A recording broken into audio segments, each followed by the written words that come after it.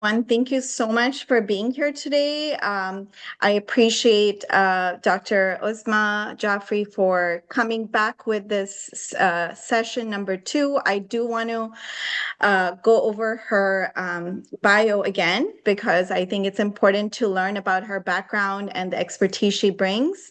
She is a board certified geriatrician from the state of Arizona and also board certified in obesity medicine, locally trained. She's primary care doctor to residents of multiple care communities and group homes for over 10 years. Her practice is 100% mobile and 100% focused on patients over the age of 65 who need primary, transitional, and terminal care at home. She is the certified medical director at a local assisted living, overseeing patient safety, quality, and infection control per state and federal regulations. As adjunct faculty at Banner University Geriatric Fellowship Program, she lectures and precepts medical students, residents, and geriatric fellows. She has been a medical director of a local hospice for several years, using her geriatric training on a daily basis to support patients and their families at the end of life. Her full-time job is raising her 4 children, and her passion is supporting mothers and babies as co-host of Mommying While Muslim podcast and director of the Gathering Humanity Refugee Baby Shower Program. Welcome back, Dr. Jafri, and happy to have you with us. Everyone, if you don't mind, let's keep the questions towards the end of the session. You can always put them in the chat box, and we will get to them later. Let me make sure that Uzma, you're on Spotlight, and if you're sharing your screen, I will make you a co-host. Awesome. Thank you so much. Assalamu alaikum, everybody. It's great to be back. Thank you to Olive Community Service for hosting these absolutely wonderful sessions and for agreeing to have me back. Some of the feedback that I got last time was that I was a little bit academic and maybe a little bit I got too much up into my own language in medicine. So I decided I'm going to keep this very simple and redo what I do out in my community here, which is go out and talk to people about Alzheimer's and Alzheimer's related behaviors. So also, it should be dementia related behaviors, my bad.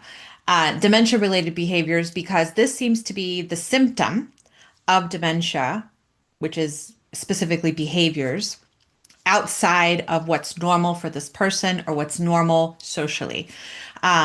This seems to be what troubles families the most. And this can include personality changes, language changes, repetitive behaviors, sleep changes. And those are primarily the top 4. Some people will say it's the change in their toileting, but that's not a behavioral change. That's a physical change that's happening because they are losing the signals from their brain coming on. We talked about what happens in the pathology of Alzheimer's in our first part of the series, if you want to go back and check why that connection gets lost. So losing your urine, losing your stool is not a behavior. That is like a function of different dementias. That's going to happen at some point. But it's primarily these 4 behaviors. I will say wandering would be the 5th one. Wandering either at night or outside of the bedroom or in unsafe circumstances. And those are the kinds of things that cause people a lot of distress, especially primary caregivers who are trying to keep their loved one at home as long as possible, as safely as possible. So when do these behaviors start exhibiting themselves? Well, it depends on the type of dementia.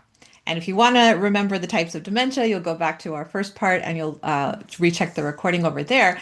But with certain dementias, you're going to have behaviors, the majority of them, you'll have the behaviors towards the moderate to severe stage. So later on in your course. And then for certain types of dementia, and this is a minority, thankfully, you'll get behaviors first. And sometimes that's your first symptom that something is wrong. And you're going to want to go to a doctor, which is going to be incredibly hard because now this person has had a massive, maybe sometimes 180-degree personality change, and are speaking in ways that they would never speak before, acting in ways that never would act before. So it's very hard to get them in to get that diagnosis, but it is possible. And, once you get the diagnosis, of course, you can get started on treatment. We talked about that last time. So when the behaviors happen totally depends on the dementia. I will argue that when the dementia happens also depends on the person. And different. I've said before, and I'm going to say it every time. You'll hear it often. This is my mantra. Every body is different and everybody is different. So what your body is going to do under dementia is going to be completely different than what my body does during my time. When and if that happens, may Allah protect us all. But um, maybe some people never have it, but it's really rare. There may be somebody who lived to 93, 94, 95. I've even seen 99-year-olds completely sharp as tacks, and then something happened, and now they're very, very sick, and all of a sudden their personality has changed. They're like forgetful, all of that stuff, and they're exhibiting all the behaviors very, very quickly. We see this kind of at end of life as well. We call it terminal restlessness. So this is like when you're getting very close to the end, where this can happen, where somebody can see things, they can have delusions, or delusions are perpetual beliefs in something that is not true. Uh, and examples of these I'll give a little bit later on. So we may see that as well. Is that dementia? I don't think so. I think when you're like 99 years old and now suddenly you don't recognize things and you don't recognize people and you don't understand situations anymore, that's probably you're nearing the end of your life. So that's not dementia. That is probably physiological changes, cognitive changes, and delirium, which is different. We talked about delirium versus dementia in our first part. Um, so I think what I'll do is go through some of the behaviors that are the most worrisome and prevent people from staying at home, which, I think we can all agree is the ideal situation for all of us. We all want to live and die in the houses that we work so hard to build. So we want to be with our families and we want to be in our, special familiar places. So wandering can be a big issue. This tends to happen later on, thankfully, where somebody is not safe anymore. It is against fire code to technically lock the house, like those high locks that you have to prevent children from opening the doors in public facilities. But in your private homes, you're allowed to do it. I would argue that that's still a fire hazard, but it is a good way to keep both young children and older people who are wandering safe. Otherwise, they can end up outside in the elements, and it doesn't take very long for a geriatric patient, less than an hour typically to dehydrate. It is summer. And I don't know, you guys have beautiful summers in California. We're already 107 degrees and it's only the beginning of June. I'm in Phoenix. So it doesn't take very long for them to dehydrate. And God forbid, like the family doesn't realize until they're until they wake up in the morning that this person is gone, the door is open. That can be a major safety issue. Some of the ways that families will circumvent this is bed alarms. The Ring camera can be really helpful. I've seen people use baby monitors. But I don't know that the baby monitor will alarm if somebody gets up. You'd have to be watching it constantly, or somebody would be watching it constantly in order to make sure that the person is safe. But when you come to the point of putting a camera in somebody's personal spaces, that becomes a privacy and a dignity issue, and you don't ever want to undignify a geriatric patient, regardless of whether they have any kind of diagnosis. You want to make sure to preserve their dignity, their autonomy, and their independence. And I think, a 24/7 camera, you have to be really careful where you put that thing so you're not making them really vulnerable and exposing them in ways that you wouldn't want to be exposed yourself. Let's put it that way. Repetitive behaviors, repetitive speech. We call it 10-second Tom sometimes in lay terms, where you just told them something and they forgot. This is very, very common. And I was recently at an event where I was giving the same talk, and families were just really surprised that somebody with Alzheimer's would have such repetitive speech. Like, I have to keep telling them what the routine is, even though it's on the board. Like, I have a big giant board in the kitchen where they can just go and they can look at the day's activities, the day's menu, everything, but they forget even that. And it's so frustrating. And, I agree it can be frustrating, but this is the nature of the disease. So, and it is characteristic of specifically Alzheimer's disease, but many types of dementia, this can happen where people are not able to make new memories anymore. And this bothers families, and it's really hard to reconcile that, because the same person who can't remember what we have to do after breakfast is the person who can tell you in detail everything about their wedding, or in detail what they studied in college, or what they did at work, or your birth story, in detail. Names, faces, times, dates, everything. but they cannot make new memories. And this is a function of the disease. So repetitive behaviors, repetitive questions, having to go back over and over again to reinforce certain things, whether it's schedule or whether it's, safety, reassurances of safety. You're going to have to do that a lot. One of the ways that I tell families to circumvent this is to have big, giant fluorescent signs. So, your neon pink paper, your neon yellow, neon orange paper, because Post-its are great. They stick, but they're tiny, and then you're going to write with a pen with eyes that don't see the same as they used to see 20, 30 years ago. So you want to get a big fat Sharpie and a big piece of fluorescent paper. And for people who are always worried about being attacked, we'll talk about paranoia shortly. But for people who are always worried about something or worried about somebody or worried about what am I supposed to do next? I'm lost. I think one of the most reassuring things, the first thing when they get up in bed or when they are turning in bed, depending on their mobility, you're going to put the sign over there, tape it somewhere. You are safe are three of the kindest words, and whatever language you can write it in or however this person is going to remember it is going to be awesome. For anybody who watched that famous movie with Drew Barrymore and Adam Sandler, I think it's called 50 First Dates, where the person with the traumatic brain injury, she now cannot make new memories. So she's stuck on the day of her head injury and she relives that day over and over and over again. Well, somewhere along the way, a guy has fallen in love with her and he wants to be in her life. So he records every single day and like gives them a rundown of we met here. This is who I am. We're in love. We're married. We have these kids. Because every morning she wakes up clean slate. And that's how our loved ones are waking up when they have dementia. Clean slate. I don't remember what happened yesterday. I may not remember what happened in the last few years. So yes, I need that reassurance that I am safe.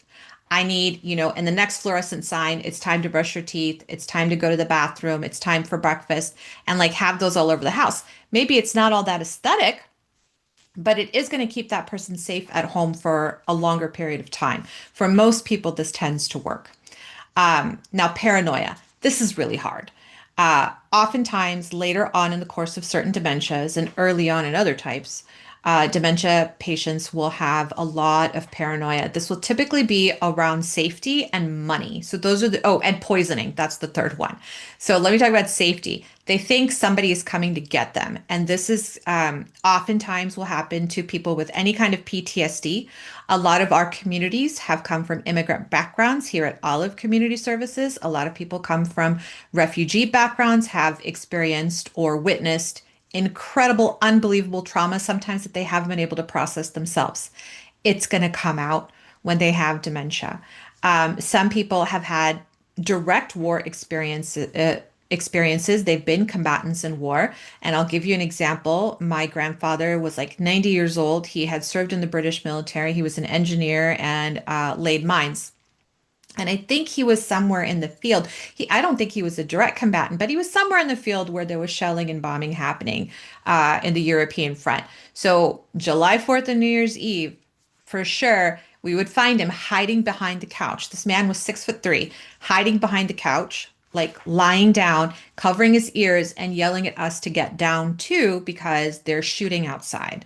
And otherwise, outside of those days, he was fine and completely alert. But like, those kinds of things can absolutely trigger a past memory. And so we'll see this kind of safety paranoia from people who have had any kind of assault, combat, refugee, just horrific kinds of violence that they've experienced. So you might see that somebody's coming to get me and they're not able always to vocalize who that is. Money. They're stealing from me. They took my money. They took my wallet. They stole my credit card. I don't have access to the bank. Nobody's taking me to the bank. Take me to the bank. Like I need to like save my money because they know that they have all of these assets somewhere, but they don't know exactly anymore like how to run the show. Maybe this is typically people who have shown enough difficulty managing their finances that somebody has had to take over their financial affairs. We call that a fiduciary in legal terms, and that's typically a child.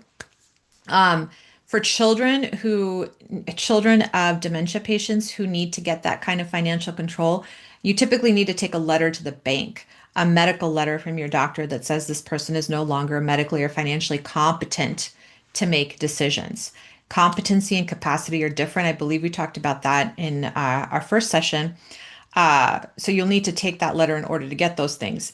But you take away these people's financial independence.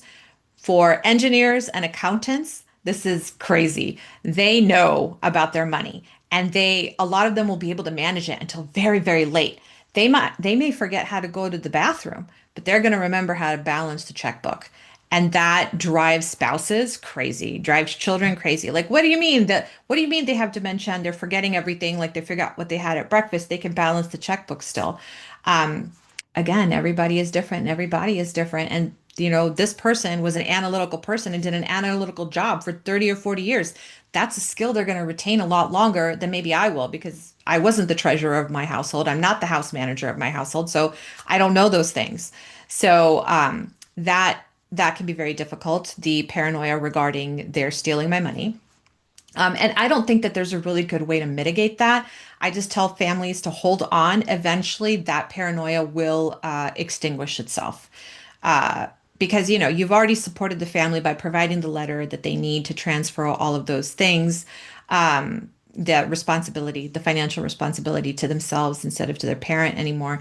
So really, it takes some time, but it can happen. It may take up to a year. I recently had an accountant, and he used to do his own taxes, and he knew his quarterly taxes, like when they're due, like the exact date. He knew it. It took a long time, a little bit over a year now, 16 months for him to forget about his taxes. But, he was the CPA. So there you go. Then the last one is poisoning. And, I take this with a grain of salt because, yeah, people are afraid that you're mixing stuff in their food or you're mixing stuff in their drinks, or they want to see you like open the cans in front of them, or what's in this or what's in that, or how do I know? And it may not even be like poisoning of like chemicals. They may be worried about poisoning like your cooking, which can be very offensive to some people, like chefs and home cooks, like take that very personally. What do you mean? Like, I oversalted it because I'm trying to kill you, or I oversugared it because I'm trying to kill you. That's not what it is. Now, when there are certain types of behaviors, we're going to add medication. And I am not opposed to mixing medication in food or drink, especially in patients who are resistant to it. And it's going to compromise their ability to stay in the least restrictive environment and the safest environment for them. So, again, my priority is always keeping them at home. So, if mixing a little bit of a tranquilizer in their Coke or their tea or their coffee is going to keep them at home longer, safer, I'm going to do that rather than have them move out, because the family just needs some support. So, is it always a lie that their food is being poisoned? No. But usually that reality of putting stuff in their food or drink is happening because they've had paranoid delusions like that already. So these can be very, very hard. Rarely do we get, and yes, I have seen in the Muslim community accusations of infidelity, meaning somebody accusing their spouse of cheating on them, which can be incredibly hurtful. And I've seen the surviving spouse like really struggle in their grief after even the loss of the loved one, that I can't believe they said this to me. I was such a devoted wife and I took such good care of them. And they accused me of cheating, and all I did was go pray Jummah. Very, very hurtful. And you can reinforce and reinforce and reinforce in that moment, and those moments that you're taking care of that family. This is not this person's fault. This is not this person anymore. This is their brain like totally messing up the wiring right now. They've lost their frontal, the front of their brain that gives them social cues and tells them what's appropriate, what's not. They have lost that. This is not an attack on you. Nobody believes this. Don't worry. She was very worried about her reputation in the community. It was just a big thing. So I think it's a good idea for us to learn about the potential things that can happen so that we can again go out and support a friend or a loved one if they experience it later. Unfortunately, a lot of people suffer these things in silence, especially if they insist on taking care of somebody at home at the expense of their own well-being, mental or physical. I will say there's another type of, this is not delusion now, another type of behavior. This can maybe 10% of the time necessitate somebody being moved out of the home, and that is sexual impropriety. Um, so at when we have any kind of dementia, there are there's the primitive brain, which is like deep in the middle of your brain, and that still wants food, and that still does fight or flight, which is what do I do in an emergency? Everybody knows to get out. This is how mankind has survived all these years, is know when to identify danger and run from it. So we call that fight or flight number two. And number three is, sexual desire, sexual need, what's the word I'm looking for? Intimacy. So people are looking for those connections still. Those don't go away. Just because we've been widowed for so long doesn't mean we ever lose our need for companionship. In fact, we find in our studies that people who have consistent, regular, loving, it doesn't have to be sexual or intimate, but touch, physical touch, those people not only live longer, but they also get dementia much later, if at all, if they're going to get a demonstrative kind of dementia that you can tell. So that need doesn't go away. And sometimes people are going to exhibit sexual impropriety, may not recognize who is their spouse and who is not their spouse anymore, and go after the opposite gender or maybe the same gender, who knows, and be sexually inappropriate. And families, especially from our immigrant communities and our religious communities, may put a value judgment on that. And again, I think it's really important to understand this is not that person. Yes, I agree. That person would never do that in their right mind. But that's the thing, right? Their mind isn't working correctly anymore. So now again, they've lost that front center, that filter that we get, the social filter in the front of our brains is probably shot, and they may be sexually inappropriate. The good news is we have lots of medication for this. We can do many, many, many, many things. And the last resort is going to be hormone therapy, whereby we try to dull the sexual desire and the sexual urges that are coming. And that is not without side effects. But again, we do risks versus benefits. If this is beneficial, calms the behavior down, and keeps them home safer for longer, then we're going to do it. And this is absolutely a discussion with family, but often families will be very, very embarrassed about behaviors like this. And I think it's because they're putting a value judgment on it, like, oh, this is haram or this is a sin. And it's not, because this person is no longer accountable for what they're doing, what they're saying, certainly not for what they're thinking, because none of us are. It's only by what we do, but this person is no longer accountable. So we need to withhold those value judgments and find better ways to support them to overcome this behavior and get support ourselves. Um, what was another one I was saying? Repetitive behaviors, paranoia. Oh, there can be instances where people are seeing things or hearing things that are not there. That typically, I will always say, go to the doctor and find out, or have the doctor come see them to find out if there's any infection. This can happen if the person is constipated. This can happen if the person has pain. So any sudden changes in behavior, these are the three things we're always looking for. Is it constipation? Is it pain? Is it an infection? And typically it will be a urinary tract infection, which can come from chronic, just accumulating dehydration, because older people are chronically dehydrated. And sadly, they all take some form of Miralax, and Miralax makes you more constipated and dehydrated. And so finally, it ends up in a UTI, which is a terrible situation. If it's not a urinary tract infection, it's going to be an upper respiratory infection. So we might see sudden behavioral changes, and that's completely different than what I'm talking about, which is persistent behaviors that are not quelled no matter what we do. Um, I think I have until 12 o'clock, correct, Zainab? Yes, Okay, you're. perfect. Let me get into treatments really quickly. So, what I want to talk about is the drugs to mitigate some of these behaviors. So, we have tranquilizers is one class, antipsychotics is the second class, and the third class, I think I'm going to call them, oh, I'll call them antidepressants, anxiolytics, or anti-anxiety medications. And then there's a mini class. I'm not even going to give it a class four that we'll talk about. Those are all our alternatives. So tranquilizers are in the Western world typically what people use, like back in the 50s, 60s, Valium. It's a benzodiazepine, and that's a large class of medications that we have. We still use them. We don't necessarily use Valium because that was a very long-acting one, and we don't like to use them because they are addictive. But again, risks versus benefits. If somebody is very agitated, very anxious all the time, and needs a little touch of something, we have both short acting, medium acting, and long acting benzodiazepines that we can use for somebody who's particularly anxious or gets agitated. And, with something as simple as, hey, it's time to take a shower. Well, I don't want to take a shower. And you will find that some people will, towards their moderate to severe stages of dementia, will no longer want to bathe or perform personal hygiene because they're losing that frontal social filter. Oh, like who cares what I smell like? They don't have that worry anymore, which is probably very freeing, but may not be good for them socially and certainly has health risks if they're not performing their proper hygiene. So you want to give them a touch of something. We typically see these behaviors, like evidence shows, it's usually at 11 a.m. and 3 p.m. We call it sundowning when it happens at sunset time, kind of dusk time. In the Muslim world, we'll call it Asr time. So we might see it around them where they get a little bit antsy. So we preempt that behavior by giving these short or medium acting benzodiazepines at 11 a.m. and 3 p.m.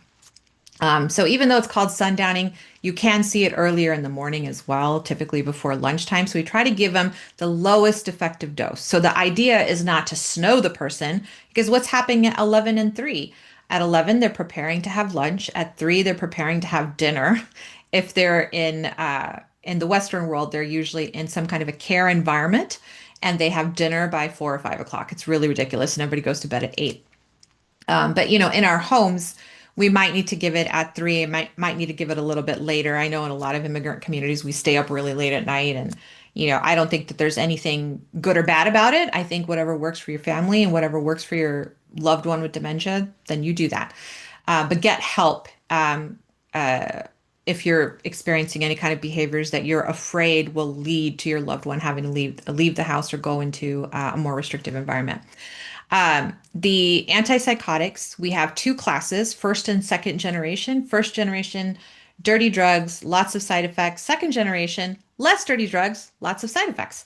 So, there are several different kinds that we can use. All of these antipsychotics have a black box warning from the FDA that says using these can cause sudden cardiac arrest.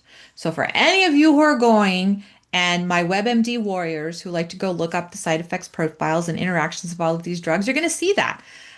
In 14 years of practice, I have not seen that yet, but I have seen misuse of antipsychotics where people are mixing all different kinds and trying all different cocktails.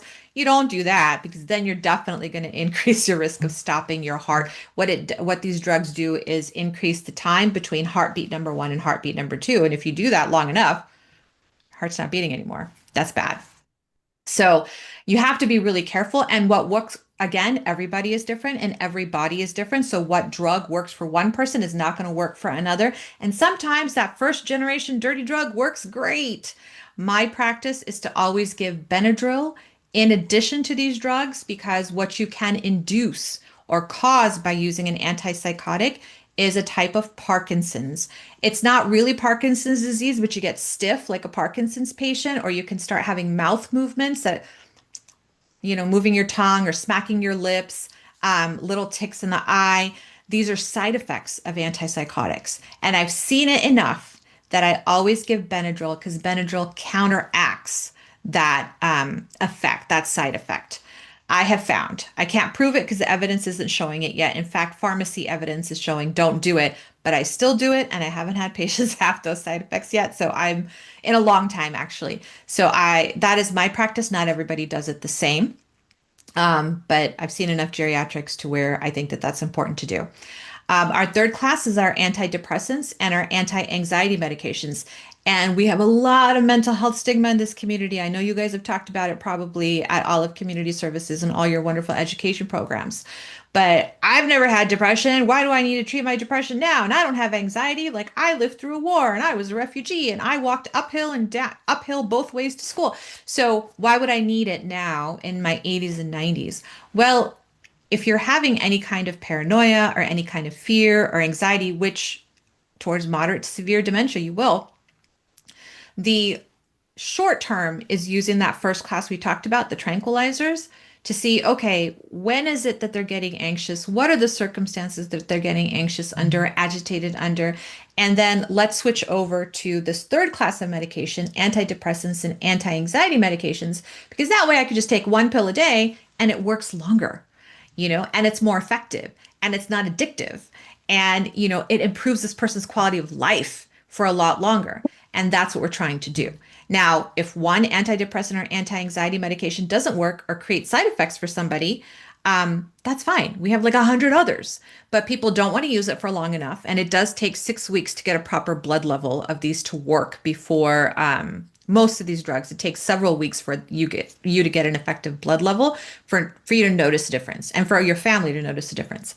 But a lot of people don't want to wait, especially families who are at their wits' end and like, I need results right now. It's for those families that we use that first class of drugs, the tranquilizers, and tell them, okay, we're going to switch it over slowly into this third class of drugs.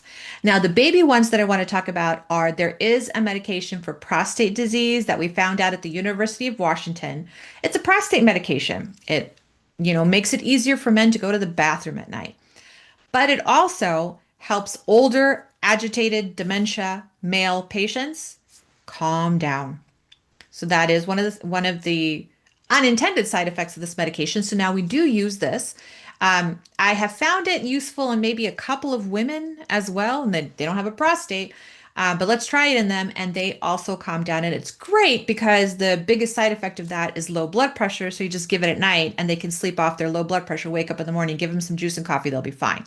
But it is really nice because it's not addictive, very clean side effect profile for something like that. Um, yeah, so those are our many, many treatments. When somebody is starting to exhibit behaviors, again, we're going to rule out the big three: constipation, pain, and infection. And then we're going to try to figure out the timing and the trigger. When is this happening and what is causing it? What is making it better environmentally? Because we want to change the environment. If a certain person is causing this person agitation, the demented person agitation, let's remove that person for a while. Or if, going out to a regular, like a Sunday brunch thing that we have done for the past 10, 15 years is causing them a lot of anxiety and a lot of distress. Maybe we don't do that anymore. Maybe we need to change it and bring it home. You will find some dementia patients not liking crowds, not liking to see a lot of new faces. And you might see, some escalation of behaviors like, why are they here? Getting angry, saying inappropriate things, socially inappropriate things, because their routine has changed, or there's too many people around and they have not a social phobia, but just a little bit of anxiety of there's all these people and I don't recognize them. I'm not safe. So it kind of goes back to that safety thing. Um, that's kind of what I want to talk about today, and then open it up for questions because I hope you guys have a lot. And if you don't, then I will post some to you guys, some There, scenarios. there are definitely some questions. Let's Oh, get good. started here.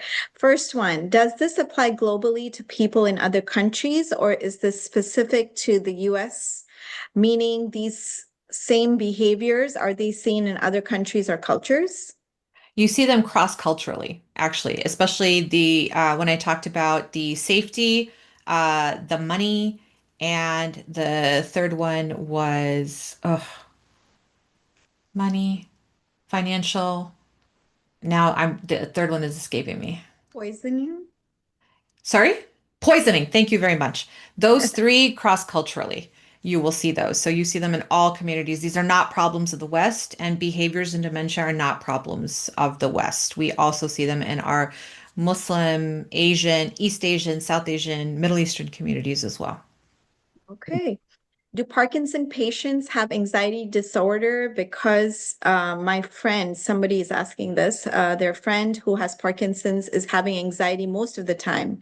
What is the remedy for that, especially at that time when she's crying? She wants to run away from her house. Oh, that's really sad. Clinical information is always really helpful. There is Parkinsonian dementia. And is this the result of the medication that we give for Parkinson's? So this is where I'm going to get a little medical on you.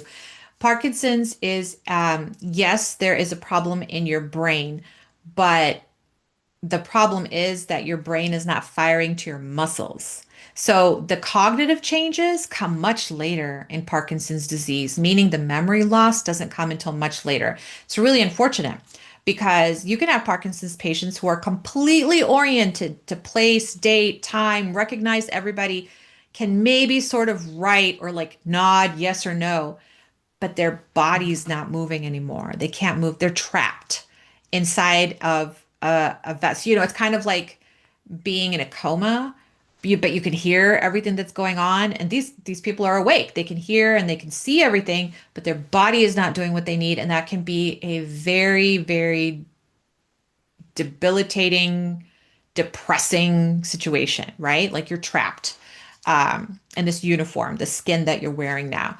So, yes, that can generate depression. Yes, that can generate a lot of anxiety, but the medications that are there to go and flood the brain with the dopamine, with the neurohormone it's missing in order to make the muscles move, also causes hallucinations, delusions, anxiety, because now your brain is flooding with dopamine. So it is not uncommon for Parkinson's patients to have anxiety, depression, um, hallucinations where they're seeing and hearing things that are not true. I mean, it may mean that they need their medication adjusted or readjusted, or it may mean that they're, nearing that end where the cognitive changes are coming, and now we need to support them in one of these classes of drugs and with the behavioral and environmental modifications that I talked about earlier. I hope that answers your question. Thank you. Yes. Usma, now as a program coordinator, right, I am seeing people at all different levels of aging, and there's definitely times when, they're in the early stages of like, being forgetful or whatnot. But, you're talking about they don't like social circles at some point. How do you know when you can it's still okay to kind of, motivate them to come to these gatherings, be it an olive, because it's important for their cognitive health to not isolate them as well. Mhm. So what can we do in terms of saying or making it like, hey, mom or dad or loved one, please come to, this social gathering. It's great for you. What would you, any tips on that? I think it's important to get buy-in from our generation, who's taking care of our older parents now. And it's up to us, those of us who still work, raise kids, volunteer, do all kinds of things, but also remember, hey, you got to go and remind dad like twice today, morning and evening. Remember, we have this thing on this date, big calendar. There should be a lot of lead up to it. If you need to use signage to remind somebody, like June 25th is our Olive Something event. And, constantly repeating that and then providing the transportation. I think you have a little bit more, you have more resources at Olive Community Services than most Muslim communities do throughout the country. I will say in my locale, if the family is not bringing that older person, then, it's kind of, it's all gone to waste, right? All the efforts that everybody in the community has done to create a senior event. It's our generation that is dropping the ball because we don't realize how important it is. Okay, my dad said no. Oh, well, but if you're not constantly reinforcing that, hey, this is coming and it's a really big deal, we need you there. I know that you guys have really good activities where everybody's involved in something, but reinforcing not just the date, but also that your participation in this way is going to be important, that helps a lot. Now, if somebody is getting agitated when you're just doing the reinforcement, well, I wonder if that's going to cause them more harm than good, and is remote just better? At some point in dementia, and this happened during COVID when some facilities were forcing us to try to do telehealth instead of coming in person to see people during the lockdown. Um, very severely demented patients just see floating heads.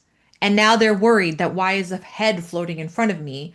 So even a social telehealth thing might cause them some distress because they think I've now been decapitated, and they're so worried about me because they know I'm important to them. They don't recognize who I am, but they know they don't want my head floating in the air, absent of my body. So that happened a lot during COVID.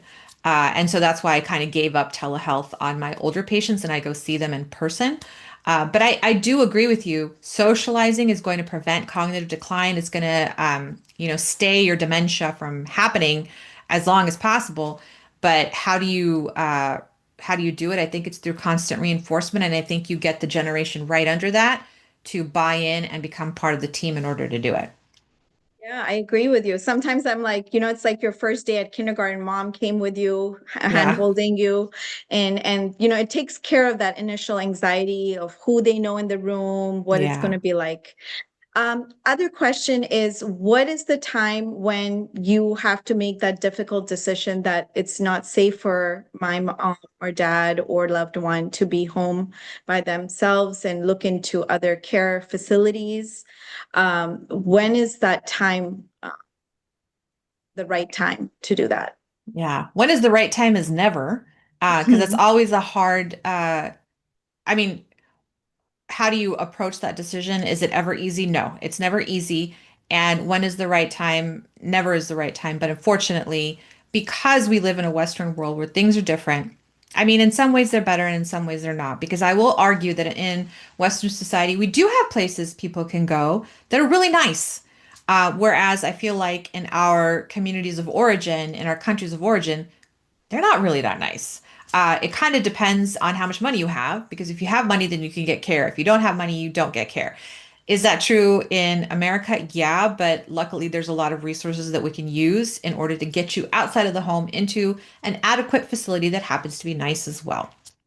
Um, so what the number one reason why people move their loved one out to a higher level of care, we call it a higher level of care outside of the home because you need more supervision at this point, is incontinence. So when somebody starts losing their bladder is not so bad, it's the bowel. Because cleaning baby diapers is cute, but cleaning adult diapers is not. And families, we all grew up with that guilt trip of I changed your diapers, you're going to change mine. So maybe like our generation, first generation American, like we get it. Like we're like, okay, we have that desire and that training in order to do no matter what. Most people in the Western world, no, they don't do it that way. And I will argue that more people of my generation will not do that as well. I'm seeing it more and more. Incontinence is really, really hard because it's a dignity issue. There's a comfort issue. There's a modesty issue. And if you're caring for the opposite gender parent, maybe like that becomes like just a mental block for you. And you do agree at that point, usually like, okay, I need higher level of care. You could absolutely hire somebody to come and do all of that, but some people don't stool just once a day. Some people get sick and they're stooling all day. How many hours are you going to have somebody there? And it needs to be consistent for that person to get their paycheck too, right? Like one day you're there 12 hours, one day you're only there two. That's not going to work. Plus, it's about $33 now an hour. In Phoenix, I know it's more expensive in California to have a personal caregiver that you will hire out of pocket because insurance isn't going to pay for that. Neither is Medicare. So um, that's really hard. When people start falling often and a lot or wandering, and that's kind of related because if you're getting up and wandering, you have a higher risk of falling because that's more time that you're upright and unsupervised and could trip, fall, stumble, all those kinds of things. And when somebody's doing it repeatedly, there will come a point when you get to the emergency room and a caseworker is going to come to you and ask you if this person is safe with you and maybe even open up an adult protective services report. And now you get an APS person who's coming to your house every month to check and make sure that this person is safe with you. And that, that comes with a bit of risk, especially depending on the type of work you do. Definitely in the work I do, I can't afford having an open APS report in my house. So I'm going to be very careful about that. And it's not a bad thing. It's for the protection of that person, of the affected person. When that's happening, typically people will say, okay, I need to move them. We have in Western communities, we have usually just an older spouse, two spouses living together. We don't have that joint family system that a lot of Southeast Asian and Middle Eastern communities have. Is it Samina that you guys call them? Yes. Yes, the Samitas that you have, typically there's some level of joint capability, fluidity.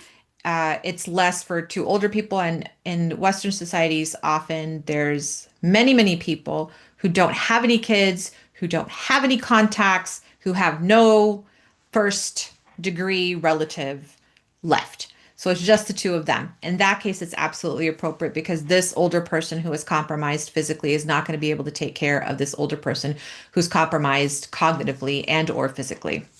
So that becomes an issue.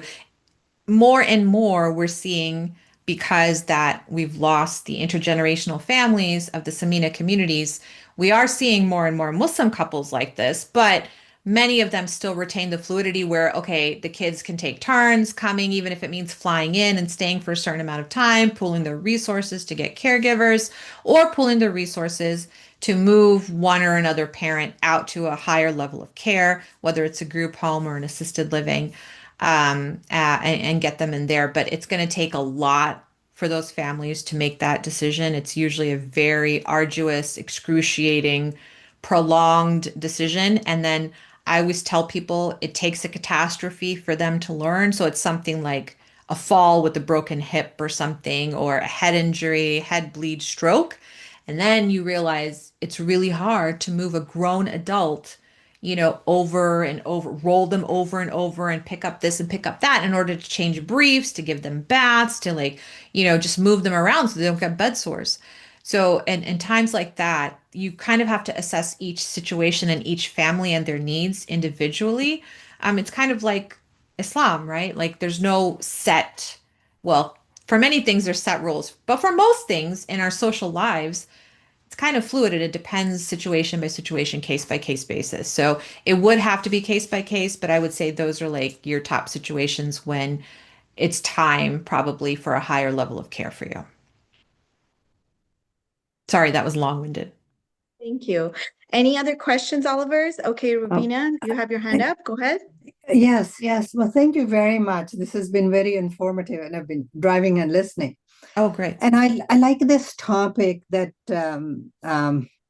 you just touched base on, the two parents living here alone. And my husband and I are those two parents, okay? Yeah. Hmm. And we're living here. And just recently we had a conversation, and we've been having these conversations partly because of Olive. If you don't know, I'm the founder of Olive, so I It's so live good to meet you. live Olive. I live Yes. and breathe Olive, right? So I have to test drive everything almost.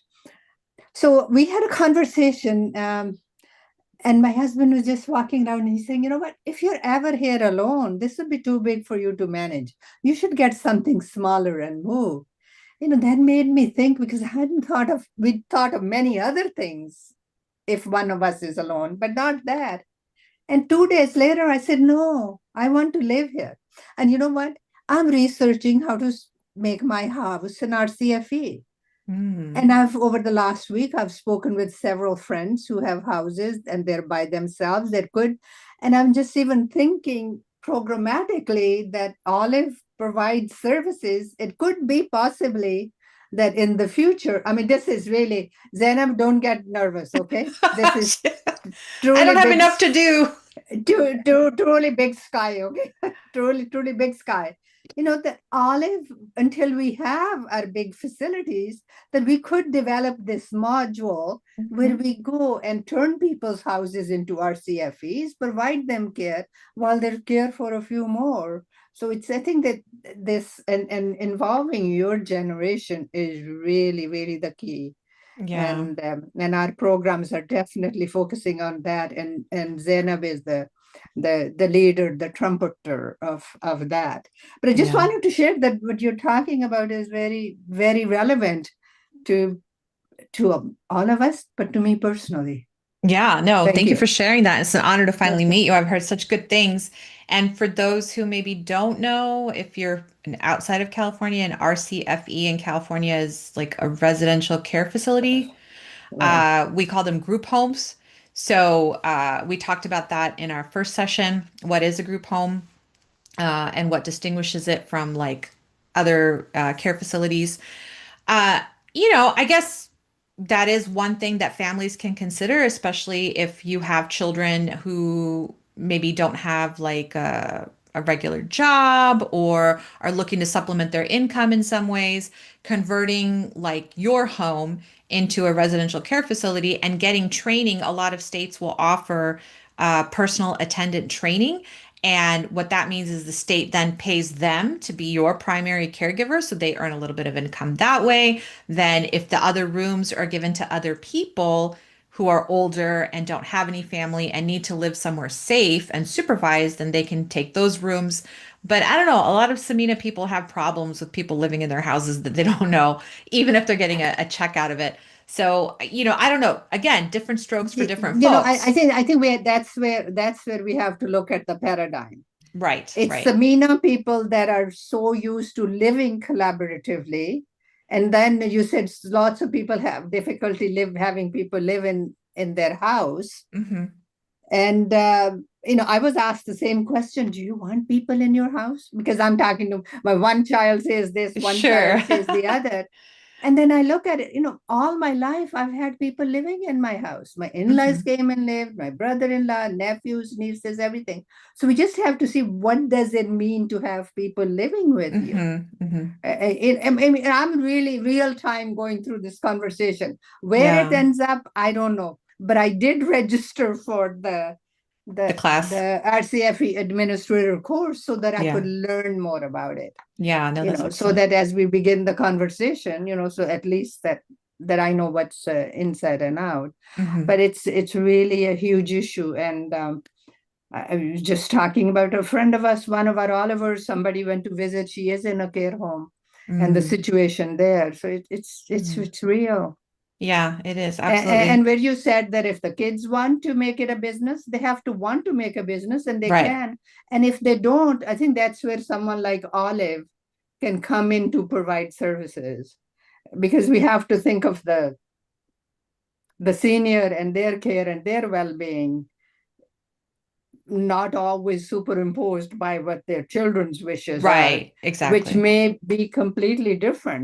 I want to stay in my house. There may be, oh, well, mom will be okay in a condo, Yeah. which I would be. Yeah. I'm just trying to push the conversation. I know time's going on, but I have a Right. thank question. you. I have a question. Hmm. What does RCFE stand for?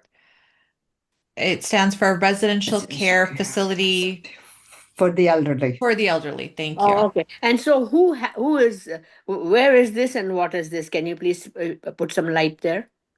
Do you want to take that, Rabina? Yes, it's what people call a group home, where you can have 6 beds. There's a Department of Social Services licenses them. If you're in Southern California, there are several Board and care? emerging Those board and care? that's board and care. Nazhai, one of the Olive board members, is a pioneer in this, and she would talk with you, help you as much as you What need. is her name? Nazha?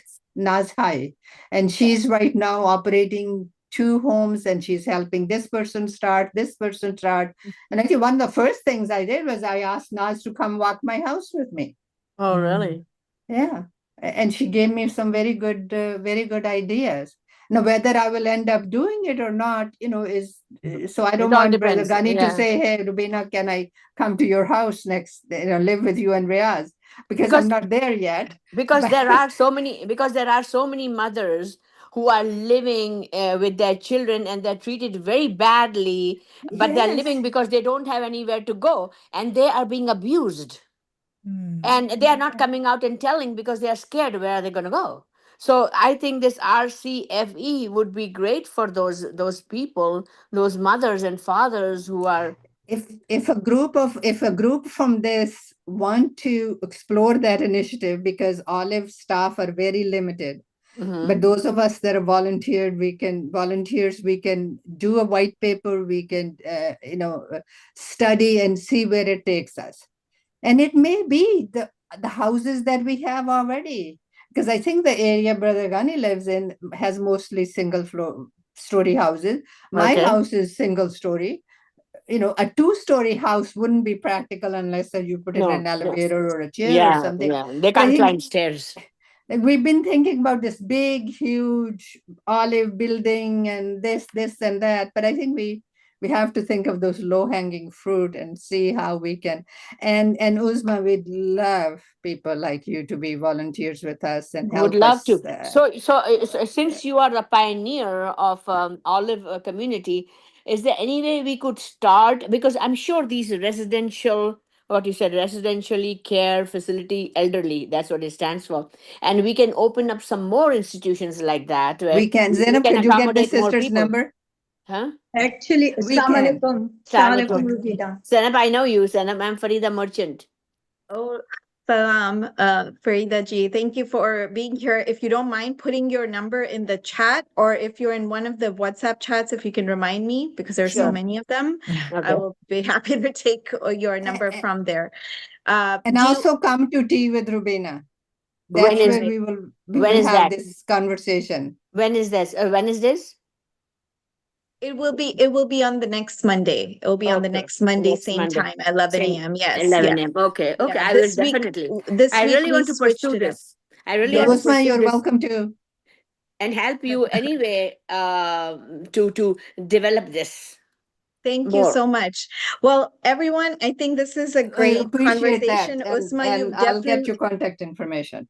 You've definitely started, I love it. The cogs open are up going. I love this. This is the amazing. cognitive, they have a sense of purpose right now. All right. Beautiful. And these are I think ladies that will get stuff done, inshallah. So Well, I'm Inshallah. excited.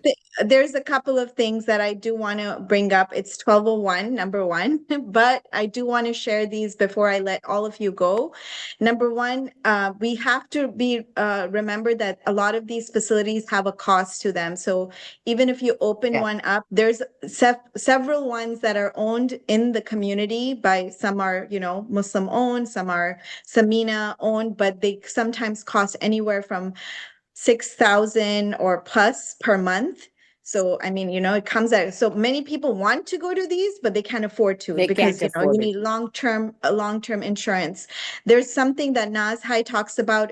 I can't remember the exact name. It's something called a waiver. I can't remember the exact name, but if you Yeah, have a Medi-Cal, that is now available to seniors. It's a assisted living waiver is yes, now available. ALW. So that can help pay for Laws that. are changing so much. It's Yes. really crazy what's happening in the senior So, environment. And we right. could definitely use a So group. yeah, it has to be affordable. Number one, it has to be affordable. Number two, I am going to be having a speaker in the next few weeks or months about ADUs. I think those are also an option for us, with larger properties to build an ADU for your parents in the backyard. So they have their space. So just different options that are definitely worth exploring depending on your family structure and the dynamics. Everyone wants their own space. I've had seniors tell me there can be only one queen in the kitchen.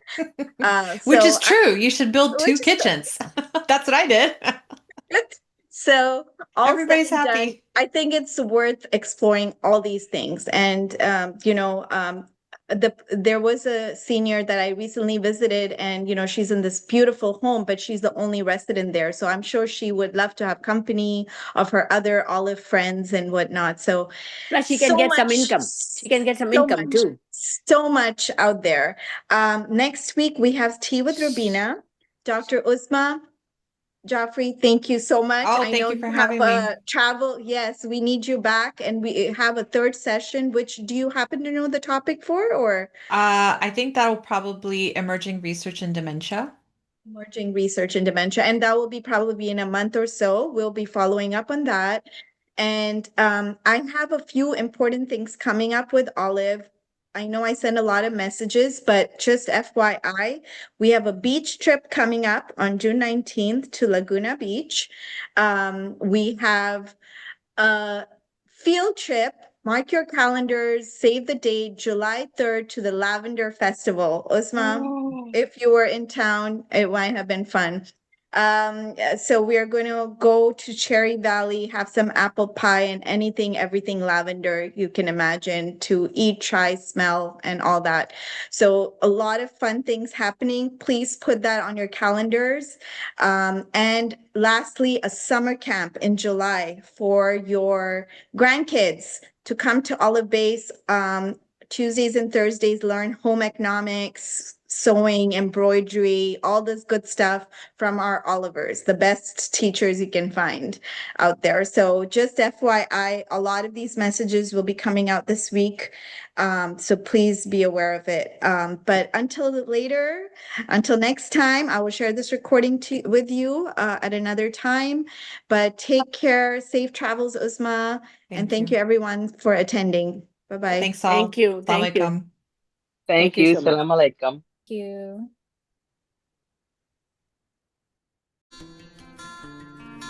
Olive Community Services is a 501c3 nonprofit organization based in Southern California that provides culturally appropriate services to seniors, their family, and the community. Through its physical and virtual interactive programs, Olive engages participants in a variety of ways that promotes health and well-being. To learn more about Olive Community Services, to get involved, or to make a donation, please visit www.olivecs.org or email info@olivecs.org. Be a change maker, and together, let's live, learn, and thrive.